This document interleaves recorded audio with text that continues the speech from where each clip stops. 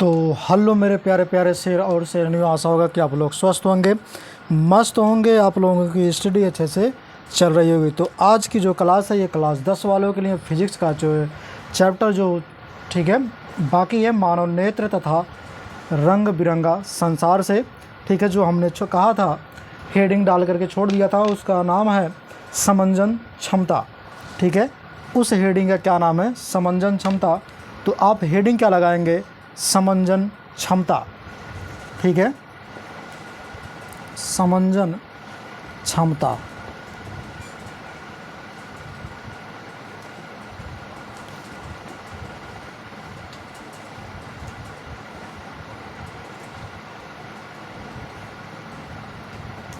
तो मेरे रसगुल्लों, इसको कहते हैं समंजन क्षमता। अब समंजन क्षमता किसे कहते हैं मेरे प्यारे प्यारे शेर और शेरनियों, इसको हम देखते हैं। तो देखिए समंजन क्षमता क्या चीज़ होता है। अगर हम इसकी बात करें तो लेंस की फोकस दूरी क्या होती है? लेंस की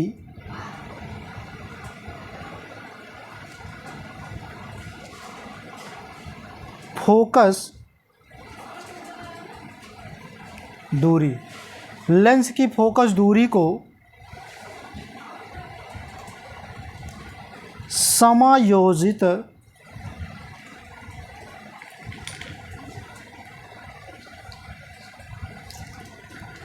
करने की इस क्षमता को नेत्र का या नेत्र की समंजन क्षमता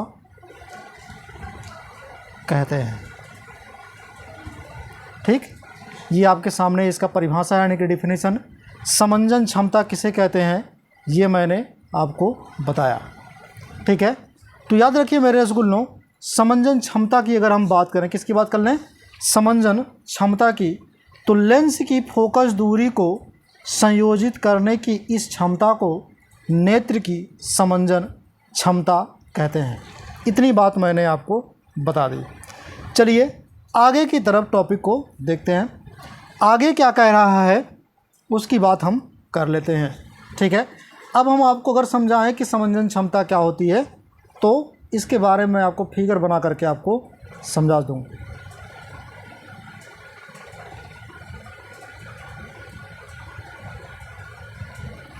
ठीक है, फिगर के ज़रिए मैं आपको समझा दूँ। तो देखिए भैया, समंजन क्षमता की अगर मैं बात करूं, सबसे पहले जो चीज़ होता है ये होता है आँख।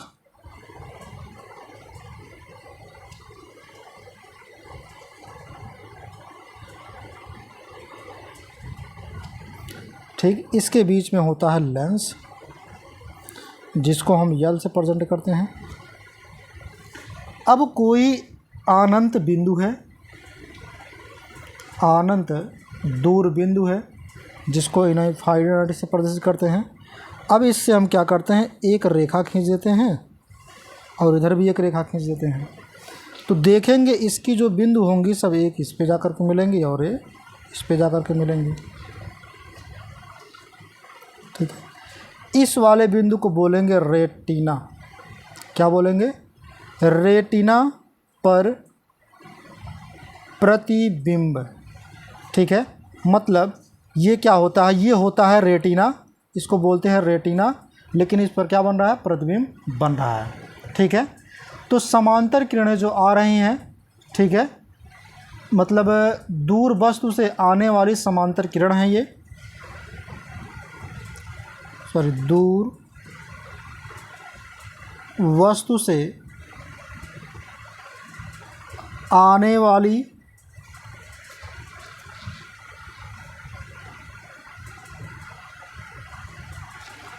समांतर किरणें हैं ये, जो हमने लेकर के गया।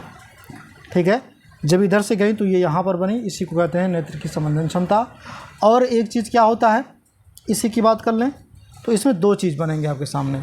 ठीक है, कह रहा लेंस की फोकस दूरी को संयोजित करने की इस क्षमता को नेत्र की समंजन क्षमता को, संयोजित मतलब मिला दे रहा है, तो इसके क्या कहेंगे, संयोजित क्षमता कहेंगे। ठीक है, तो देखिए मैं अगला आपको आपके सामने बना दे रहा हूँ।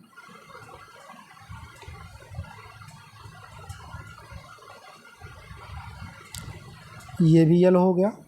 अब ये यहाँ पे कोई बिंदु रखा है, तो एक यहाँ से जा रहा है, सॉरी देखिए हमने गलत कर दिया, मतलब मिस्टेक हो गया खींचते वक्त। ठीक है, तो यहाँ पे रेड वाले को मानिएगा। ठीक है, और एक यहाँ से यहाँ पे, तो यहाँ पे हमने क्या किया, डॉट डॉट करके इसको लिखा। तो यहाँ से इसकी जो दूरी है, मतलब आप 25 सेंटीमीटर तक, ठीक है, कितना, 25 सेंटीमीटर तक आप न्यूनतम यानी कि निकटतम दूरी आप देख सकते हैं।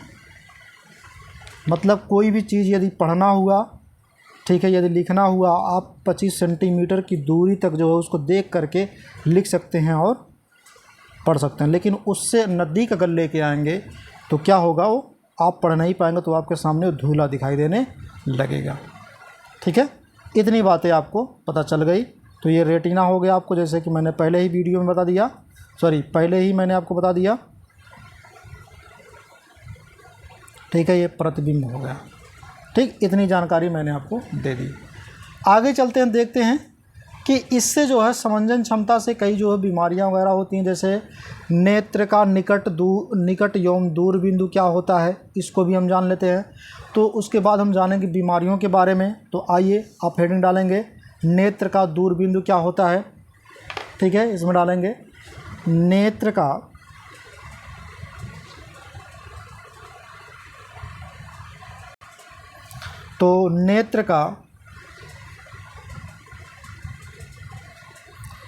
निकट एवं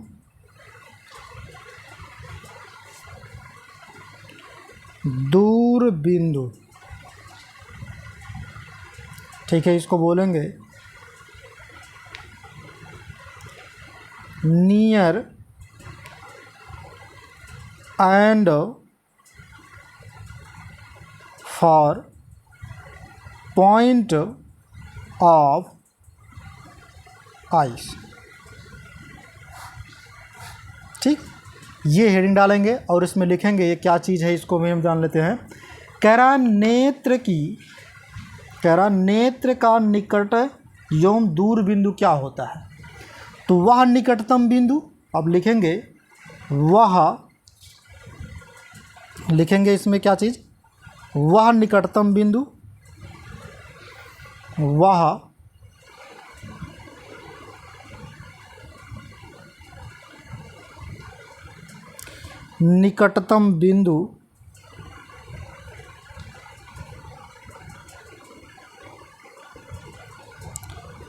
जिसे नेत्र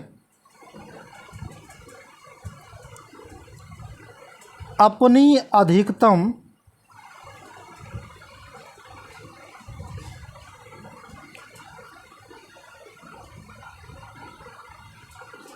समंजन क्षमता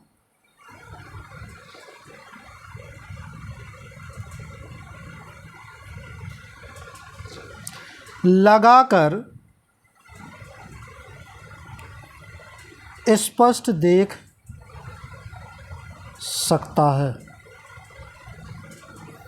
नेत्र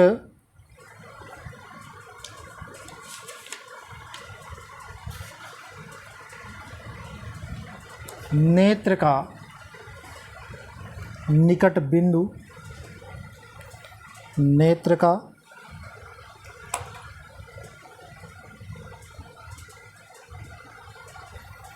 निकट बिंदु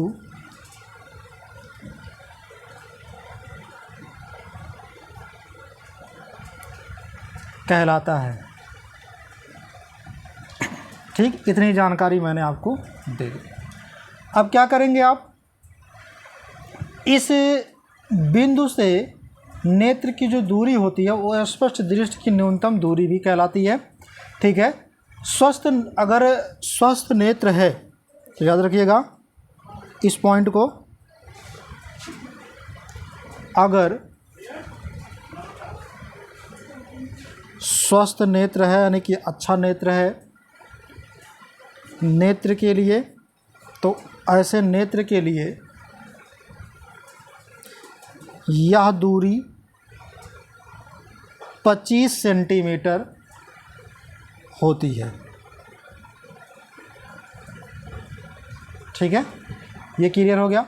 अब कह रहा नेत्र का दूर बिंदु, ये तो हो गया निकटतम बिंदु। अब दूर बिंदु को देख लेते हैं। तो दूर बिंदु क्या होता है, इसको देखिए, इसको मैं ही लिख दे रहा हूँ, ठीक है, अलग पेन से। तो वह दूर बिंदु आप लिखेंगे, वह दूर बिंदु, वह दूर बिंदु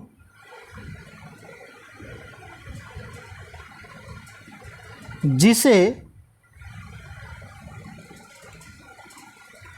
नेत्र बिना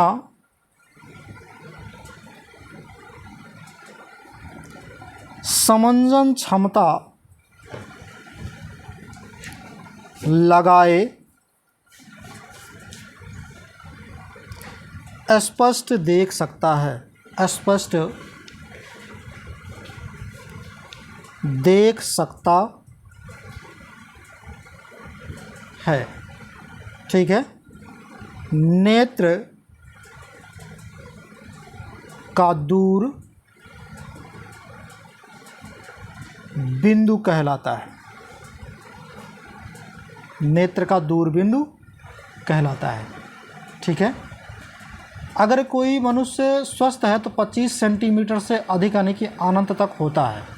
ठीक है, अगर स्वस्थ नेत्र है तो स्वस्थ नेत्र में क्या होता है, 25 सेंटीमीटर से क्या होता है, इसके 25 सेंटीमीटर से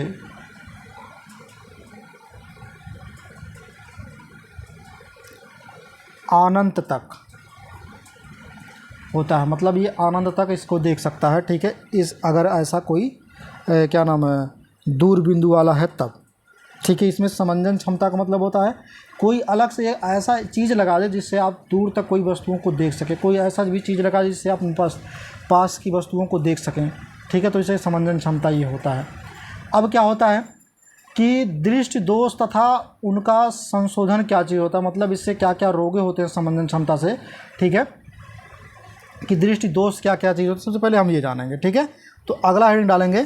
ठीक है, दृष्टि दोष, समंजन क्षमता से कोई रोग नहीं होता, लेकिन इससे जो है मतलब इसी पर आधारित जो है कई रोग हैं।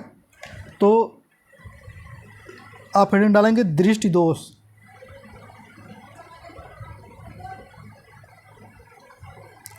दृष्टि दोष, अगर हम इसकी बात करें दृष्टि दोष की, किसकी बात करें, दृष्टि दोष की, तो याद रखिए मेरे रसगुल्लों, दृष्टि दोष क्या होता है, कभी कभी आँखों की जो समंजन क्षमता हो जाती है उसकी क्षीण होने लगती है। क्या होता है, आँखों की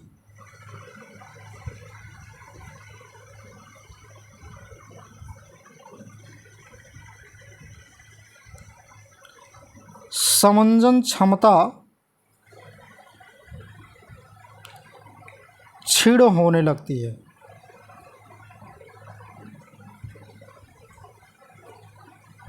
ठीक है, जो समंजन क्षमता होती है वो क्या होती है, क्षीण होने लगती है। क्षीण का मतलब होता है ये थोड़ा बहुत क्या होते हैं, इसमें खराबियां होने लगती है, जिस कारण, ठीक है, जब इसमें खराबियां होने लगती है तो इसी के कारण क्या होता है इसमें, ठीक है, कई चीज़ें उत्पन्न हो जाती हैं।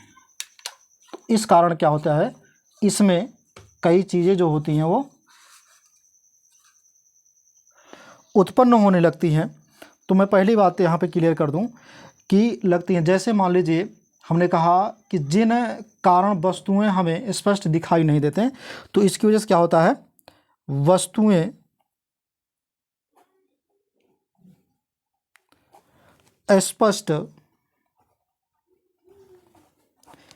दिखाई नहीं देती हैं। ठीक है, स्पष्ट रूप से वस्तुएं जो होती हैं वो दिखाई नहीं देती हैं, यानी कि हमें क्या दिखाई देती हैं, धुंधला।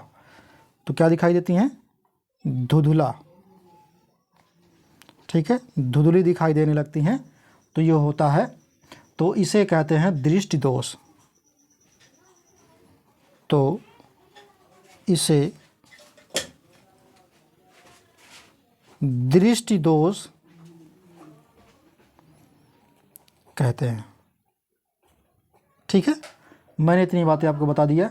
अब इसमें से कुछ ऐसे बीमारी के नाम हैं जो आपको जानने हैं। ठीक है, तो दृष्टि दोष में कुछ बीमारियां भी आ जाती हैं, जो कि बीमारियां कुछ आपके सामने मैं इस प्रकार से रख रहा हूं। ठीक है, आप इसको याद रखिएगा और इसके बारे में भी आपको जानकारी लेनी ही लेनी है। ठीक है, तो पहली अगर मैं बात कर दूं यहाँ पे, वो पहला होता है निकट दृष्टि दोष। पहले दोष का क्या नाम है? निकट दृष्टि दोष। ठीक है,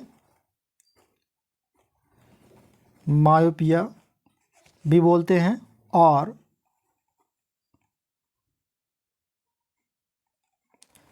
शॉर्ट सिंगर्ड। ठीक है, ये हो गया। दूसरे का नाम क्या है? मायोपिया हो गया। दूसरे का नाम है दूर दृष्टि दोष। ठीक है, जिसको बोलते हैं हाइपर मेट्रोपिया।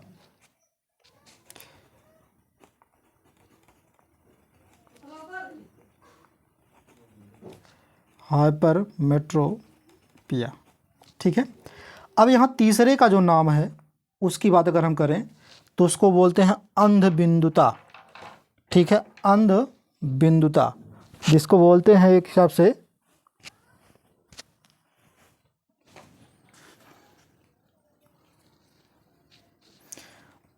अंध।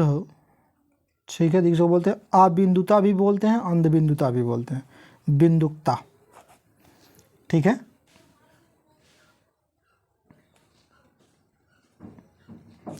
एस्टिगेमिसिट गेमेटिस्म।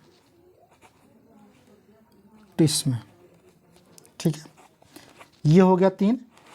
चौथे का जो नाम है, ठीक है, उसको बोलते हैं जरा दृष्टि,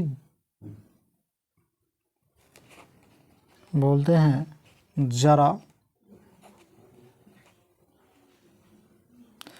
दूर दृष्टिता भी बोलते हैं उसको, या दृष्टि दोष भी आप कह लीजिए, जरा दृष्टि दोष। इसको बोलते हैं पेरिस बाई पिया। ठीक है, पेरिस बाई पिया, ये हो गया। अब पांचवें का जो नाम है उसको बोलते हैं कलर ब्लाइंडनेस। ठीक है, वर्णांधता। वर्णांधता क्या बोलते हैं इसको? कलर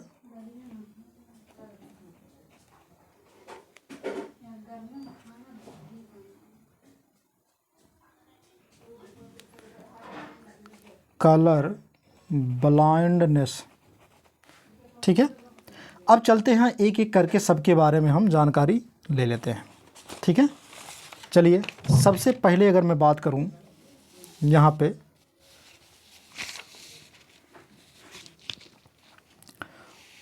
तो आप पहला हेडिंग क्या लगाएंगे?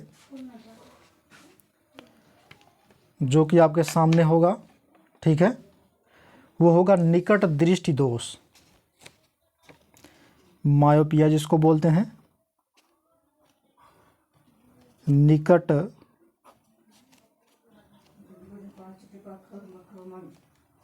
दृष्टि दोष, मायोपिया। अब निकट दृष्टि दोष में याद रखिएगा एक चीज, कि अगर वो निकट की कह देगा तो ऐसा मत सोचना कि नज़दीक की जो वस्तुएं होंगी, ठीक है, वो दिखाई नहीं देंगी। तो ऐसा नहीं है। अभी आप लोग कंफ्यूज होते हैं निकट दृष्टि दोष और दूर दृष्टि दोष में, तो मैं उसको आज यहीं पे आपको क्लियर कर दूंगा कि क्या चीज़ होते हैं ये। ठीक है, हमेशा इस चीज़ में कंफ्यूजन होता है। तो आप लोग इस चीज़ में कन्फ्यूजन नहीं होंगे, ठीक है। इस दोष में क्या होता है, इस दोष से पीड़ित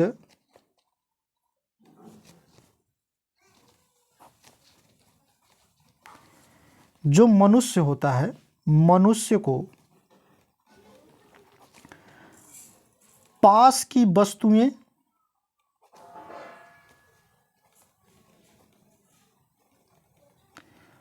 तो स्पष्ट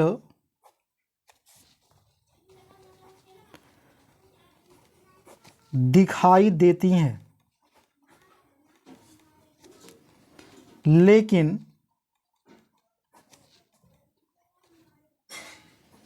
दूर की वस्तुएं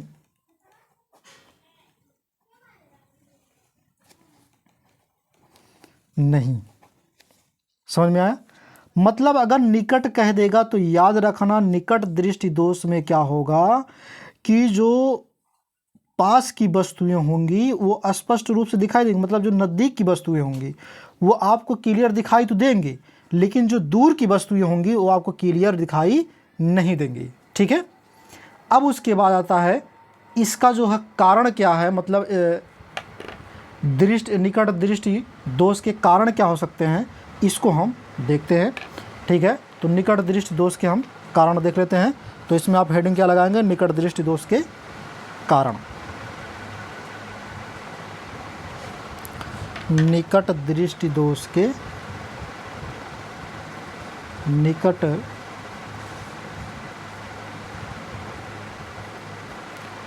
दृष्टि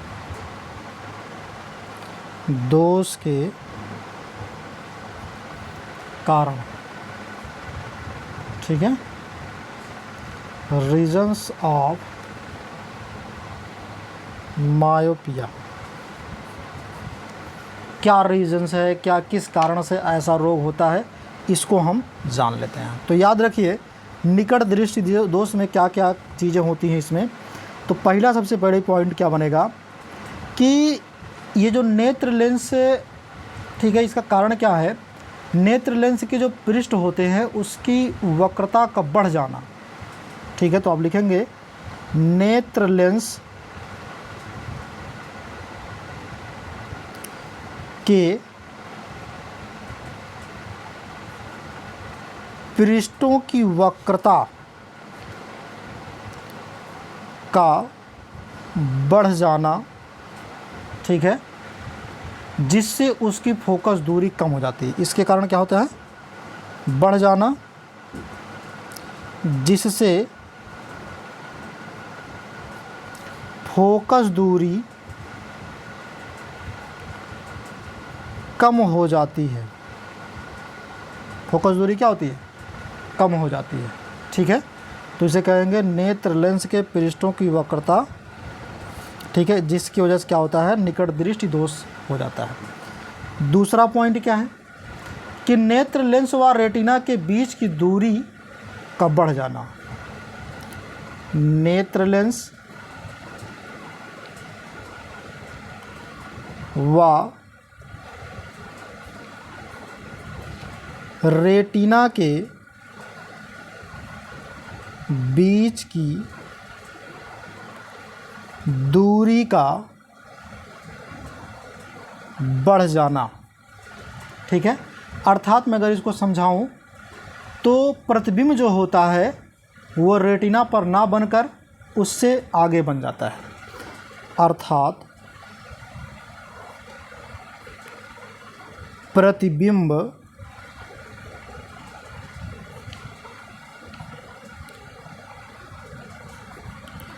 रेटिना से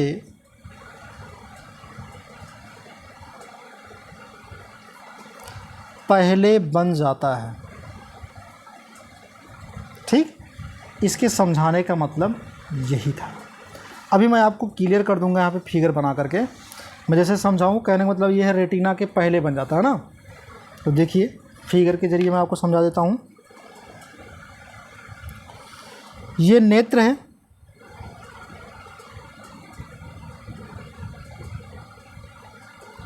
ये लेंस है,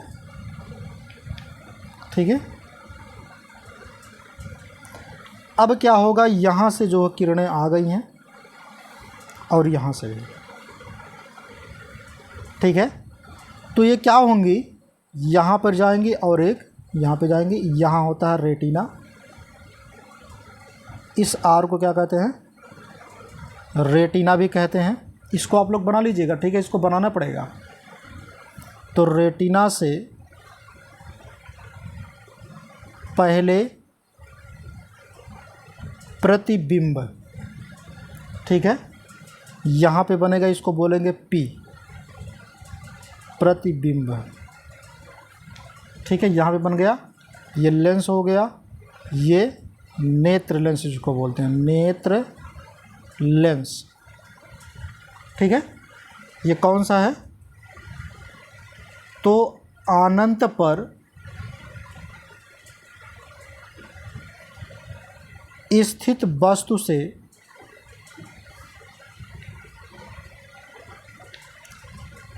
आने वाली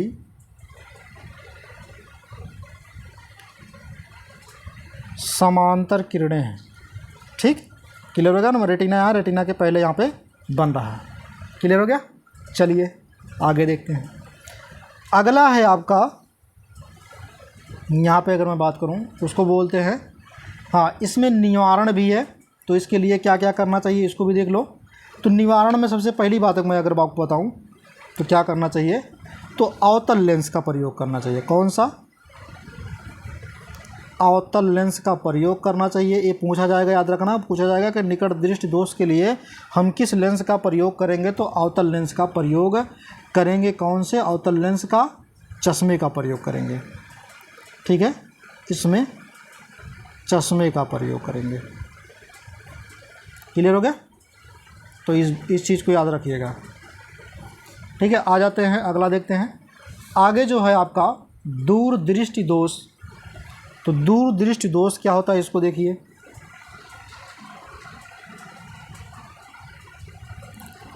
दूरदृष्टि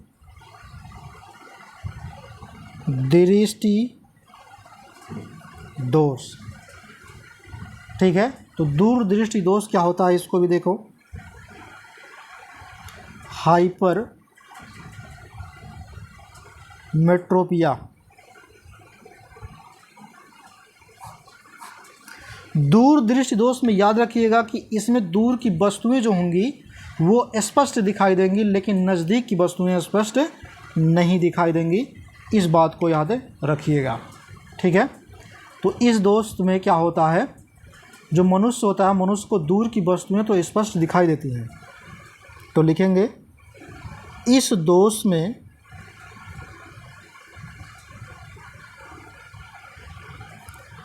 मनुष्य को दूर की वस्तुएं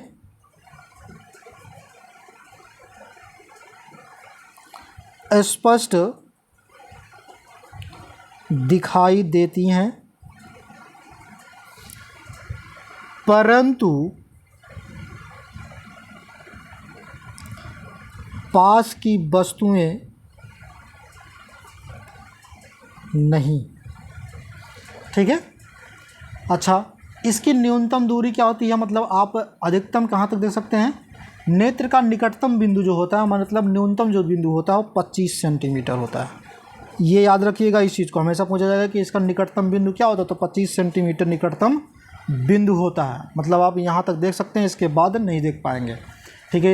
इसके आगे अगर लेके जाएंगे कोई भी वस्तु को तो आप उस चीज़ को नहीं देख पाएंगे, ठीक है। आ जाइए इसके कारण को देख लेते हैं, रीजन्स को देख लेते हैं, ठीक है। तो अगर हम इसके रीजन्स की बात करें तो क्या रीजन्स हो सकते हैं, आप लोग ज़रा सोच के बताइए, ठीक है। यानी कि क्या कारण हो सकते हैं इस चीज़ के, दूरदृष्टि दोष के। तो इसमें देखिए भैया, दूरदृष्टि के क्या क्या कारण होते हैं मैं आपको बता दूं। पहला कारण क्या होगा इसमें, नेत्र लेंस की जो पृष्ठ होगी, नेत्र लेंस की पृष्ठों की वक्रता का कम हो जाना,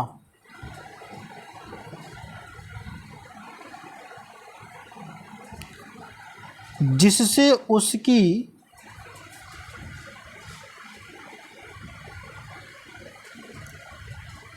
उसकी फोकस दूरी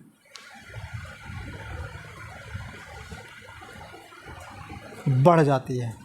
ठीक है, दूसरा पॉइंट क्या है, नेत्र के गोले का जो व्यास होता है, नेत्र के गोले का व्यास,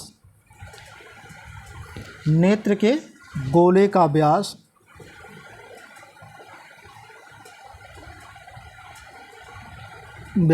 कम हो जाना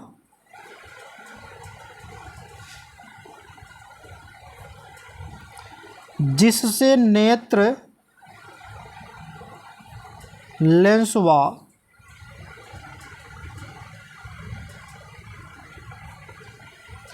रेटिना के बीच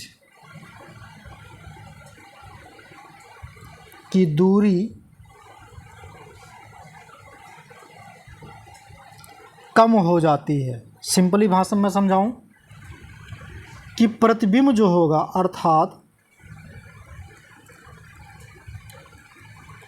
प्रतिबिंब रेटिना के पीछे बनेगा। ठीक, इतनी बातें मैंने आपको समझा दी। तो चलिए अब फिगर भी जान लेते हैं इसके बारे में। ठीक है, जैसे आप देख रहे होंगे, ठीक है, यहाँ मैंने क्या बनाया, एक आँख बना रहा हूँ। ठीक है, और यहाँ पे एक लेंस हमने कर दिया है। अब यहाँ से जो किरण आई है, यहाँ से जो किरण आई है, ठीक है, अब क्या करिएगा, ये इस वाले में क्या होगा, यहाँ पे एक बिंदु होंगे और इस बिंदु से ये किरणें जाएंगी, यहाँ पर इस बिंदु से ये किरणें जाएंगी। मैं इसको अलग पेन से कर दूँ, मतलब यही वाला बनाइएगा आप, ये एक इधर से एक इधर से। ठीक है, ये 25 सेंटीमीटर होगा यहाँ तक, मतलब 25 सेंटीमीटर से दूर देख पाएंगे, इससे पहले आप नहीं देख पाएंगे कोई भी वस्तु को। उसके लिए प्रयोग करना पड़ेगा लेंस वगैरह का अलग से। ठीक है, तो ये कहाँ पे बनेगा, ये जाएगा पहले यहाँ से, तो यहाँ पे आकर के बन जाएगा। पी बिंदु यहाँ होगा, ये होगा आपका आर, जिसको बोलते हैं रेटिना। ठीक है, तो प्रतिबिंब यहाँ बनेगा, यानी कि रेटिना के पीछे बनेगा, रेटिना के पीछे बनेगा। ठीक है, मैंने आपको इतना समझा दिया। अब चलिए देख लेते हैं जरा दूरदृष्टि क्या होता है, इसको भी देख लेते हैं। ठीक है, कुछ चीज़ें क्या हैं जो कि हमको जानना बहुत ज़रूरी है। ठीक है, ज़्यादा नहीं तो पॉइंटों में आपको जानना ज़रूरी पड़ेगा। ठीक है, चलिए आगे का देखते हैं। तो आगे जो चीज़ कहा उसको हम देख लेते हैं। अब जो हमने कहा जरा दृष्टि की बात किया है, दूरदृष्टि की, तो देखिए भैया जरा क्या होता है, जो कहते हैं ना पास तो आने लगे जरा जरा। ठीक है, तो चलिए अब जरा जरा को पास में लेके आते हैं।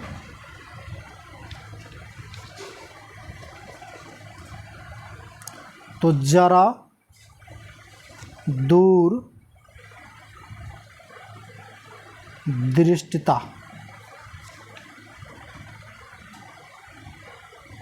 पेरिस बायोपिया।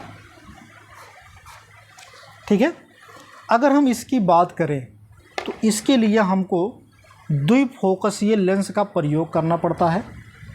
ठीक है, हाँ एक चीज़ और हमने उसमें छोड़ दिया था, दूरदृष्टि दोष का निवारण।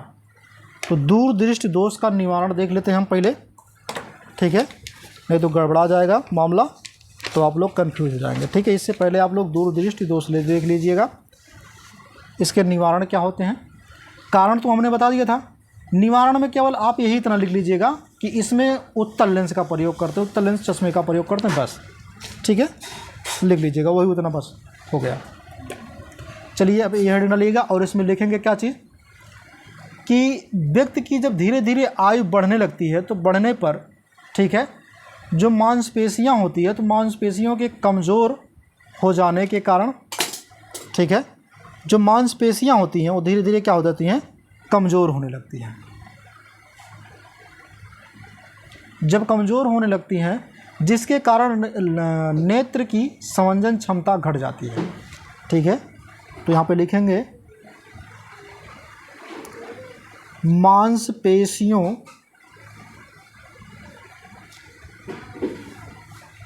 के कमज़ोर हो जाने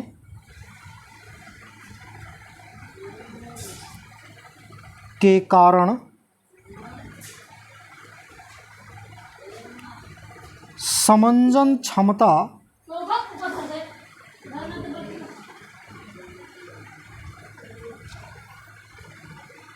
घट जाती है। क्या घट जाती है? समंजन क्षमता घट जाती है। इसके कारण अधिकांश व्यक्तियों के निकट बिंदु, इसके कारण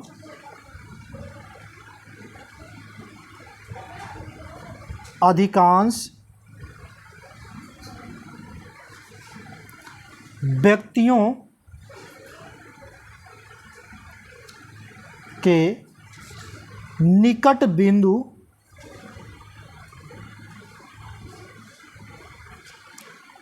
की दूरी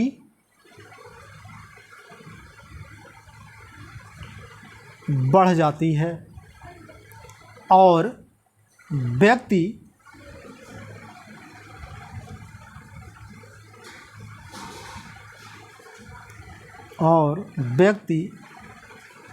लेंस युक्त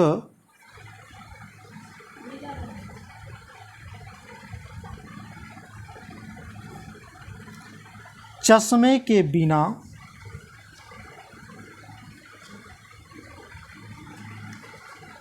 पास की वस्तुएं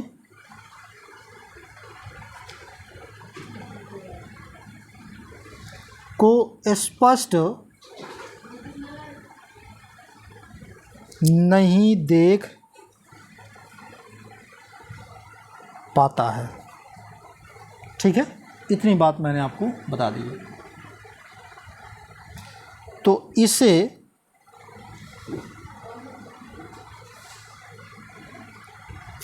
जरा दूर दृष्टिता कहते हैं। ठीक, अब मुझे लगता है कि इतनी बातें आपको समझ में आ गई होंगी।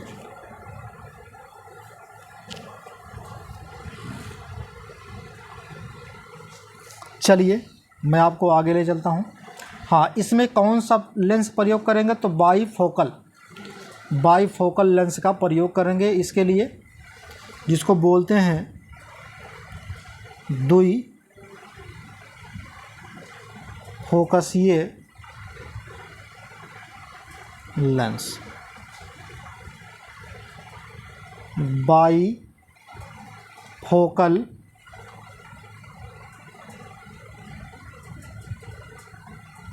लेंस का प्रयोग करेंगे इसके निवारण के लिए। ठीक है, अब आगे देख लेते हैं अंधबिंदुकता। ठीक है, अगला आइटम क्या डालेंगे? अंधबिंदुकता।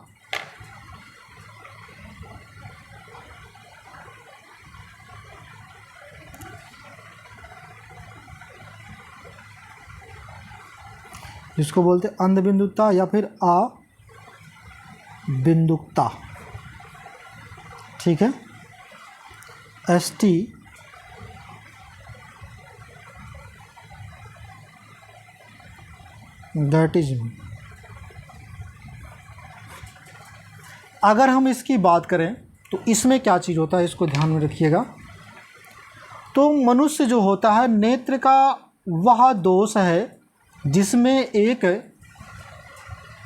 ही दूर पर रखी वस्तु जो होंगी वह क्षैतिज तथा ऊर्ध्वाधर वस्तु रेटिना पर एक साथ फोकस नहीं होती हैं।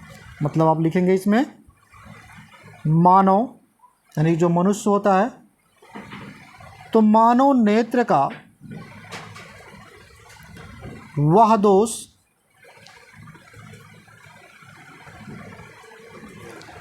जिसमें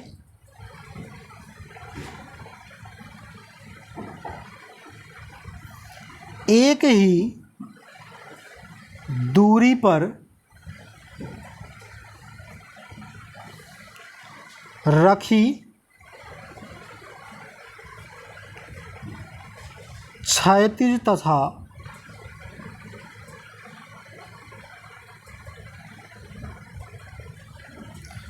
ऊर्ध्वाधर वस्तुएं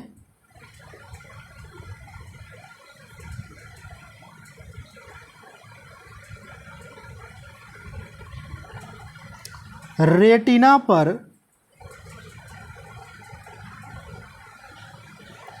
एक साथ फोकस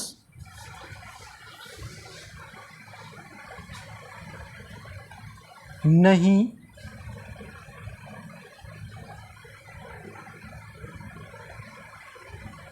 कर पाती है, जिसे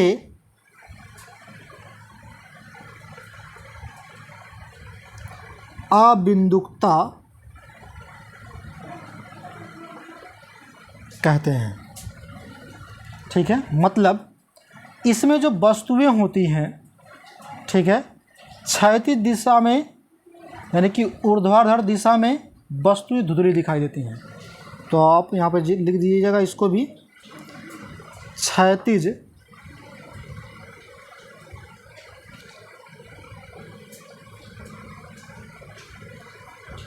दिशा में वस्तुएं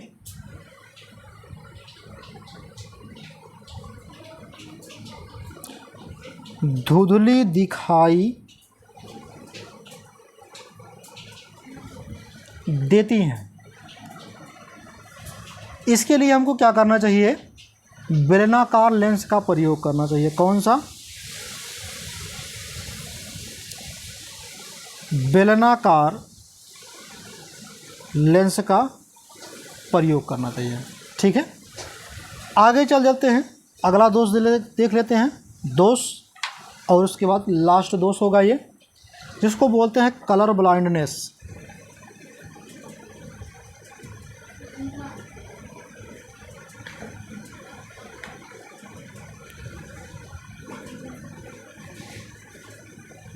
वर्णांधता।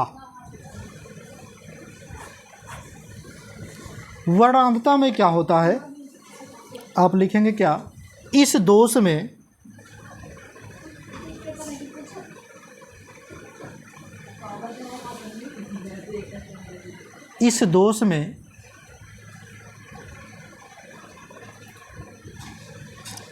मनुष्य लाल हरे तथा नीले पीले का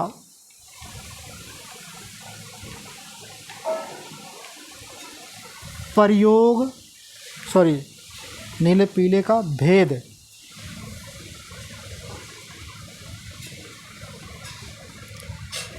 नहीं कर पाता है। मतलब अगर यह वर्णांधता रोग हो गया उस व्यक्ति को, तो ये इन सब को वो देख नहीं पाएगा, मतलब इन सब कलरों को वो पहचान नहीं पाया जाएगा। ठीक है, पहचान जब नहीं पाएगा तो क्या किया जाएगा? उसके लिए कोई उपाय नहीं होता। इसलिए जो है, जो पायलट होते हैं, ठीक है, उनको जो है जहाज़ चलाने के लिए, अगर उस पायलट को ये बीमारी हुआ है वर्णांधता, तो उस पायलट को ये नौकरी नहीं दी जाती पायलट को। ठीक है, वहाँ से निकाल दिया जाता है। इसलिए जब पायलट की नौकरी लेता है तो उसके लिए सबसे पहले ये टेस्टिंग ज़रूर होती है, नहीं तो वो रनवे के स्थान पे उतार देगा किसी सड़क पर। ठीक है, तो इतनी बातें आपको क्लियर होनी चाहिए। अब इसमें क्या होता है कि यह दोष लगभग जो होता है 0.5% स्त्रियों में होता है, स्त्रियों में, और 4%, ठीक है, पुरुषों में। 4% पुरुषों में और 0.5% स्त्रियों में ये होता है। और दूसरी चीज़, इसे अनुवांशिक रोग कहते हैं। अच्छा, ये अनुवांशिक रोग क्या होता है?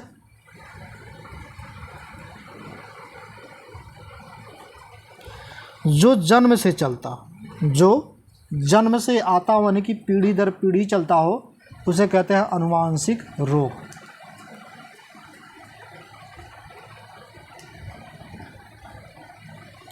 अच्छा, ये रोग होता क्यों है? तो ये रोग होता इसलिए है, इसका कारण क्या रोग होने का? तो यह दोष मनुष्य की आँखों में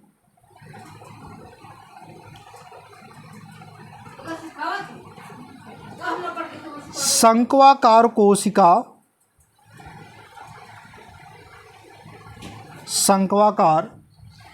कोशिकाओं की कमी के कारण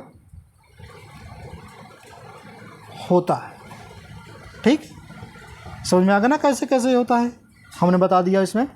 ठीक है, तो आज की वीडियो यहीं तक, फिर मिलेंगे आपके लिए नए वीडियो में। तब तक के लिए आप लोग हंसते रहिए, मुस्कुराते रहिए और लाइक शेयर करते रहिए सभी के पास। मेरे ये जो वीडियो जो है सभी के पास शेयर करते रहिएगा। जय हिंद।